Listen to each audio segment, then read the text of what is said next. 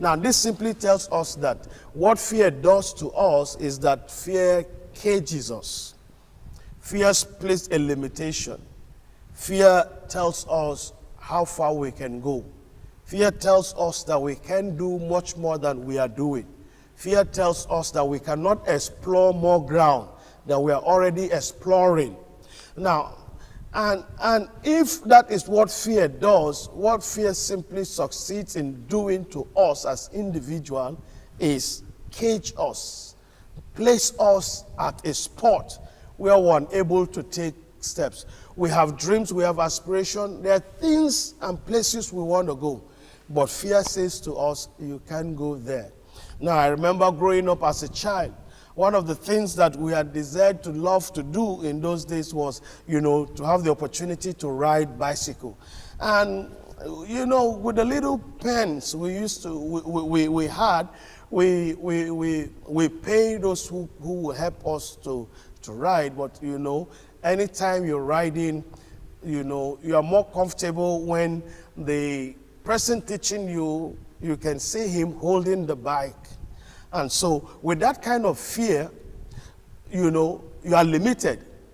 When you now discover that the man teaching you to ride takes off his hand, one of the things that happen is that you fall back, you fall back and unable to ride further. Why?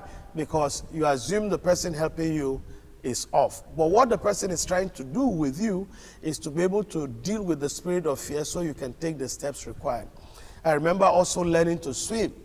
My wife wants to swim, and I said to her, the best way to swim is be ready to take a gallon of water.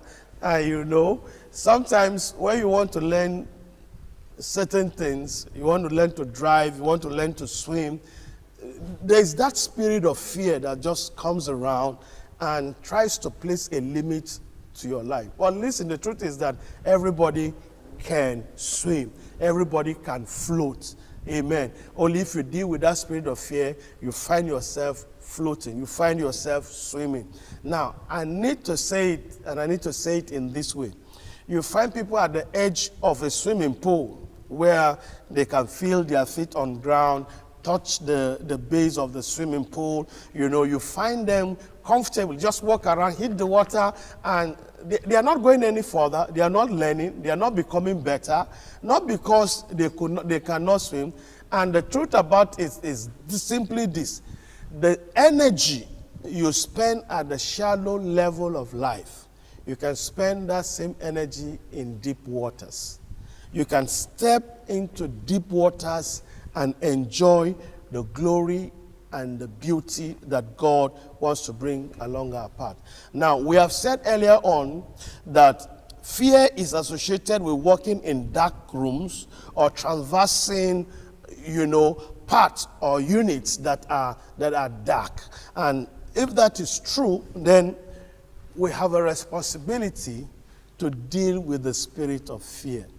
And I will share with us certain points that will help us, by the grace of God and through His Word, by His Spirit, be able to deal with the spirit of fear, whatever project, whatever step, whatever thing you are involved in.